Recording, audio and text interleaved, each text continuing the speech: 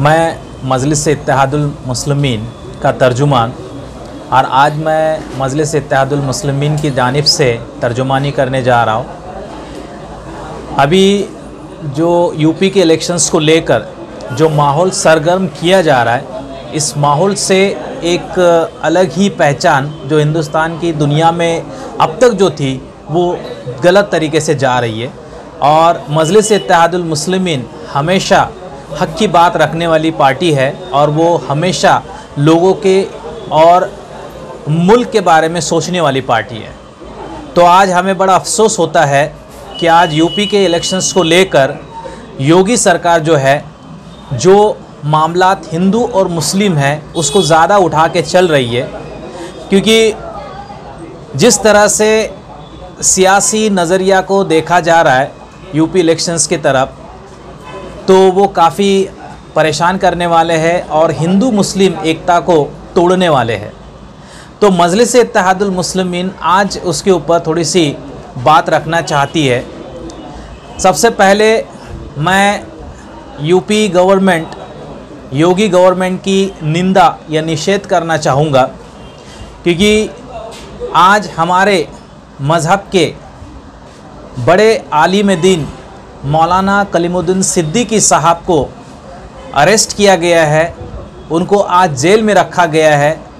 ये बड़ी शर्म की बात है उन ऑफिसरान के लिए, उन गवर्नमेंट के लिए जो बगैर जांच पड़ताल सही तरीके से कोई मामलात नहीं लेते हुए इल्लीगल तरीके से उनको उठाया गया है। मैं इसके ऊपर तफसील से बात भी करना चाहूँगा। देखिए, योगी की सरकार जब यूपी के अंदर बनी तो उन्होंने एक लव जिहाद के नाम पे, ये पॉलिटिकल स्टंट था, लव जिहाद के नाम पे इन्होंने एक कानून पारित किया और ये कानून जो है वो एंटी कन्वर्जन लॉ।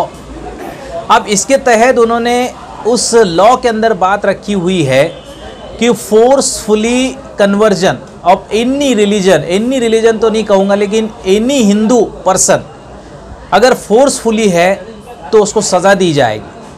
इस बात को थोड़ा सा हमें संविधान की तरफ से अगर ध्यान दिया जाए, देखा जाए तो दूर तक के संविधान को तोड़ने का काम, ब्रेक करने का काम आज योगी आदित्यनाथ ये कर रहे हैं। मुझे बड़ा अफसोस होता है कि उन्हें याद दिलाना होता है कि हमारा आर्टिकल 25 जो हमारे संविधान ने हमें, जो आर्टिकल 25 में जो बातें कही है वो बड़ी ही अच्छी बातें हैं। और इस आर्टिकल के तहत ये बात आती है कि कोई भी मज़हब इस हिंदुस्तान के अंदर अपना प्रचार प्रसार कर सकता है, अपने तरीके से रीति रिवाजों को फॉलो कर सकता है।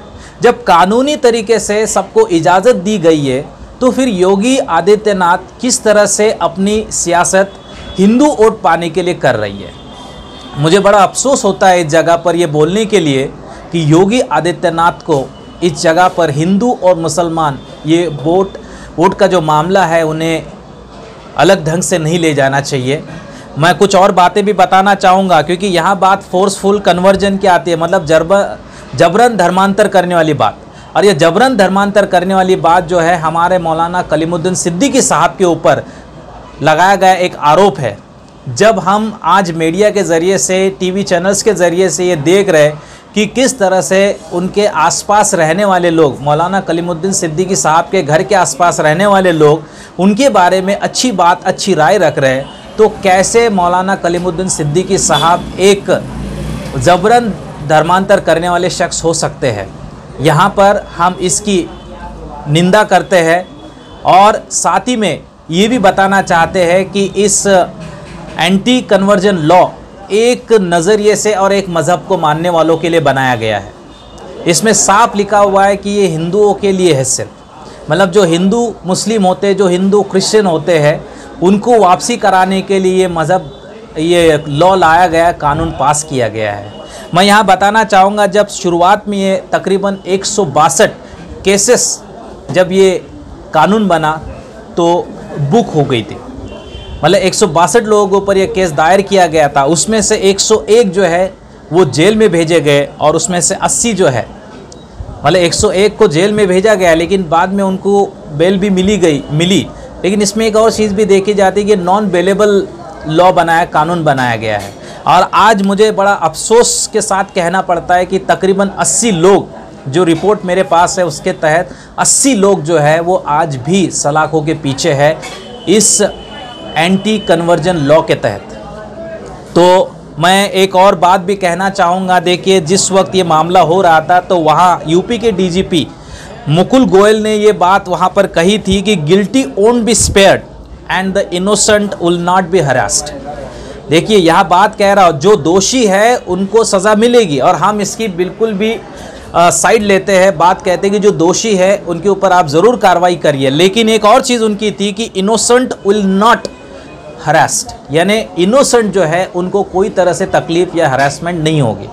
लेकिन आज क्या हुआ, आज इस कानून के तहत इल्लीगल तरीके से मौलाना कलीमुद्दीन सिद्दीकी साहब के ऊपर जो आरोप लगाए ये बेबुनियाद और इस कानून के तहत दूर तक नहीं बैठते।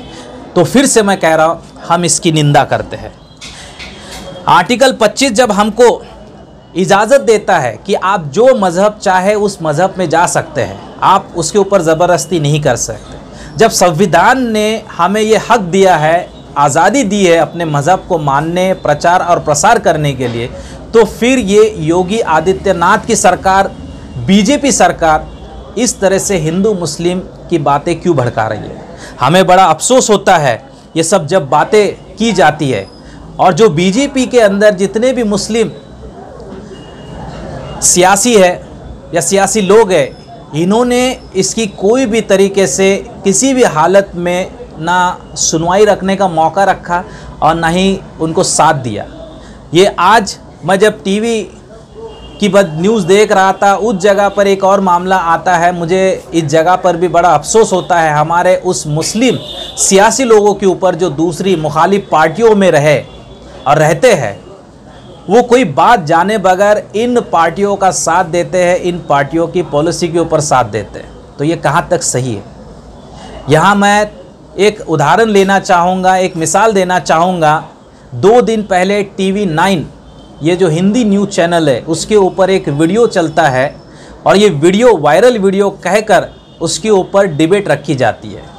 और डिबेट के अंदर वो एंकर संबिता तामंग करके उसका नाम है, वो औरत जो है वो साफ लफ्ज़ों में कह रही है कि ये वीडियो जो है इसकी हम कोई पूरी तरह से जांच पड़ताल नहीं कर रहे, लेकिन ये वीडियो पेश करके आप इसके ऊपर अपने ख्याल पेश करो।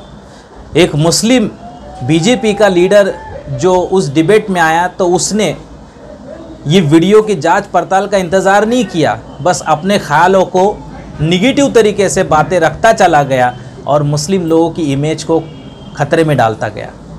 और उसी वक्त एक समाजवादी पार्टी का लीडर आया और उसने पहले ही जुमला अपनाया कि आप अगर इस वीडियो की पुष्टि नहीं कर पाते, वीडियो को कंफर्म नहीं कर पा रहे, तो मैं कैसे अपना कमेंट उसके ऊपर दूं।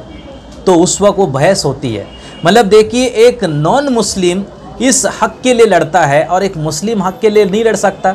मतलब इतने माजूर हो गए बीजेपी के अंदर रहकर हमारे मुस्लिम लीडर्स, इतने माजूर हो गए दूसरे गैर पार्टियों में रहने वाले हमारे लीडर्स।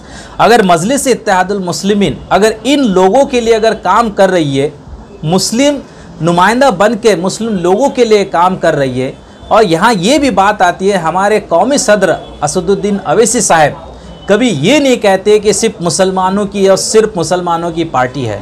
वो हमेशा ये कहते ये मजलूमों की पार्टी है, जिनके साथ जुल्म होता है ये उनकी पार्टी है।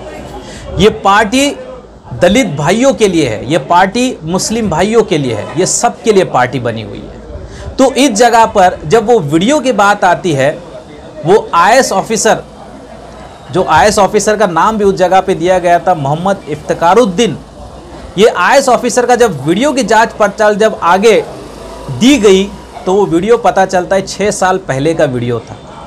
मतलब यहाँ जानबूझकर मीडिया, ये गोदी मीडिया जो है, ये जानबूझकर क्या कर रही है, सारे हिंदू मुस्लिम में लड़ाई झगड़ा लगाने का काम जो है ये गोदी मीडिया कर रही है, और ये बिकी हुई मीडिया कर रही है। और इससे क्या हो रहा है, कौम का, मुल्क का नुकसान हो रहा है। जो आज प्यार मोहब्बत में रहने वाले लोगों के ऊपर ये इल्ज़ामात लगे जाते हैं, एक के बारे में दूसरे को भड़काना, दूसरे को तीसरे के बारे में भड़काना, ये पॉलिसी जो है बीजेपी सरकार की यूपी के इलेक्शंस को लेकर चल रही है।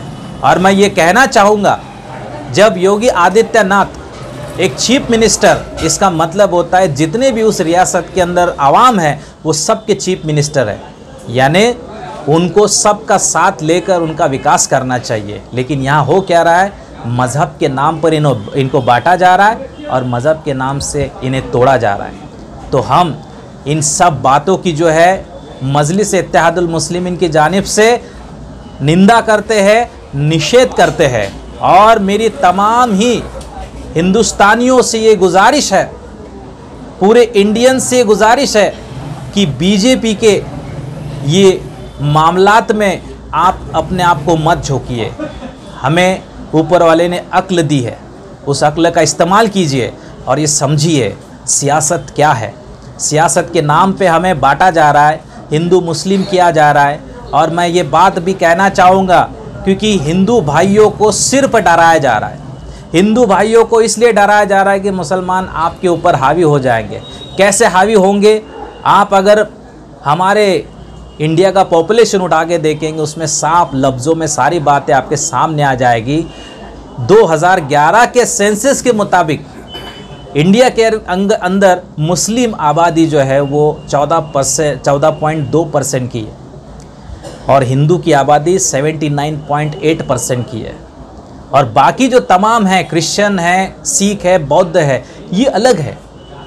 अब सोचिए जो ज़्यादा तबका है वो कैसे खतरे में आ सकता है।